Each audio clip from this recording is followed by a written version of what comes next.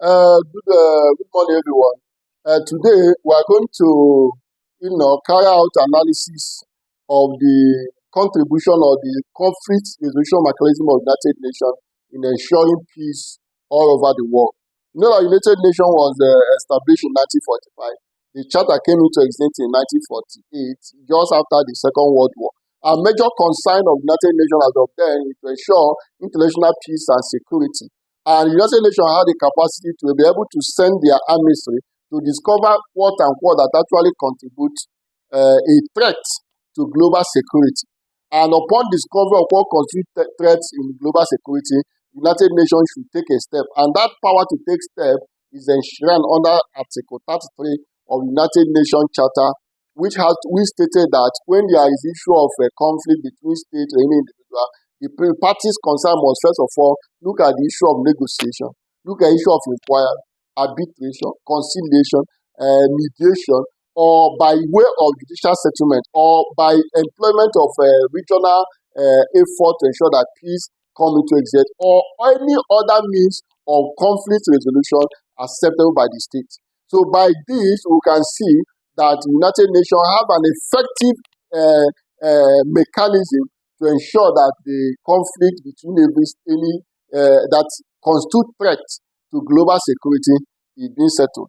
One of the major issues we are having today is the issue of Israeli-Palestine conflict, which started since 7th October 2023 to date, where about 7 persons have actually died on the part of Palestine, and Israel has also recorded casualties. So in this type of conflict, what role the United Nations supposed to do, or under their charter, where did they have actually capacity to actually do that? You know that Article 99 also empowered the United Nations Secretary General to, assess a conflict, determine whether such conflict is a threat or constituting a threat to the global security and international peace. And when that is being discovered, the United Nations Secretary General is expended in that regard to send a message or inform the United Nations Security Council for them to be able to pass a resolution in respect of that conflict.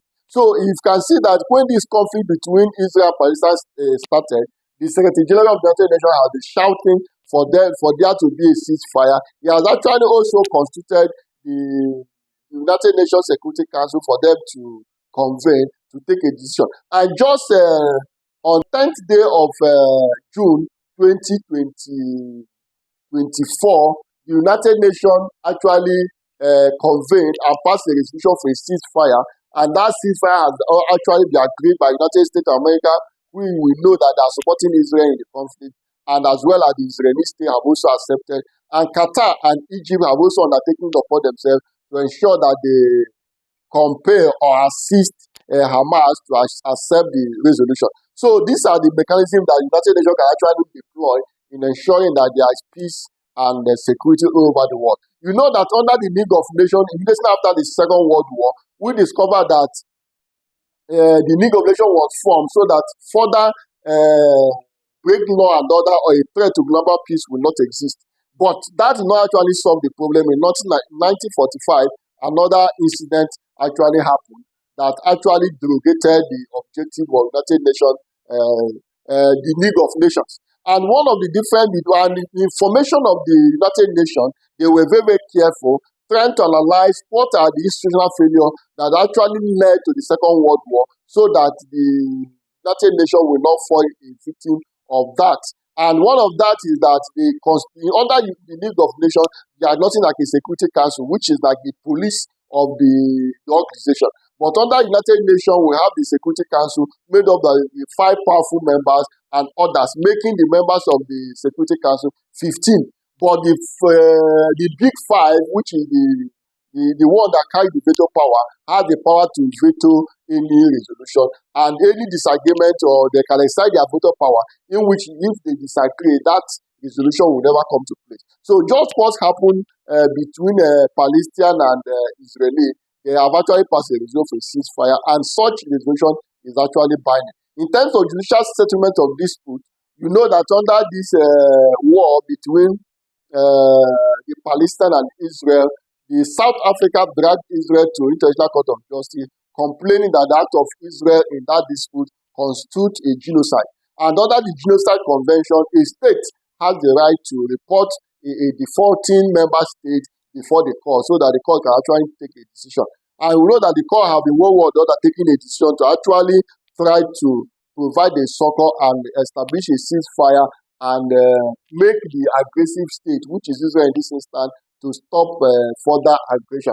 So United Nations also has the capacity to, for example, International Arbitration Panel, for example, the problem between Nigeria and Cameroon under the Bakassi Peninsula, you know that it was settled by way of arbitration. Even though the arbitration, you may decide not to obey, but in that instance, as a gentleman who have, given you a right and enter into a treaty to be a member of the Security United Nations, you're expected to obey every agreement you have entered with your neighbor. We also have international mediators appointed by United Nations, we call them envoys or whatever you may call them, who is also going around to ensure that they mediate conflict between states, both internal and external. And one thing is very, very important that since the coming into United Nations in 1945, many states no longer go to war, but we still have internal conflict within the state in form of civil war, no state actors, rebels fighting here, the issue of terrorism.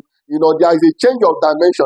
The war is no longer between state and state, but it's between state and no state actors or international organization between and other no-state actors like terrorist organizations that bedeviled the war today. So this is to say, in conclusion, that United Nations have actually played a very major role in ensuring that we have international peace and security, maintain friendliness between nations. But one thing that the United Nations have actually failed to do is this intervention, using military intervention in other states, because the resolution, under the charter, the 5 permanent members must actually agree before they can carry out intervention. But we understand that United States have actually been, carrying military intervention in different states without the approval of the Big Five. So that to say that aspect is actually a failure on the part of the United Nations. But so far so good, it is good to conclude and say that United Nations have actually done well in terms of implementation of their conflict resolution mechanism. And other regional organizations too, under that Article 33, regional organizations like ECOWAS. ECOWAS also have a very effective conflict resolution mechanism that have been deploying within the region to ensure that the peace and security or anything that constitutes threat to peace and security within the region is being settled. We can see that recently the coup that happened within the West Africa in Mali, Burkina Faso and Niger, when the ECOWAS Commission or ECOWAS head of state threatened to use military intervention or economic sanction against Niger. That may not actually have happened, but to a very large extent, it shows that the region has the ECOWAS has effective legal instrument to actually carry out both military and economic sanction against any state. So the intergovernmental operation in this level, because under the international politics or international relations, that unit of analysis in the state.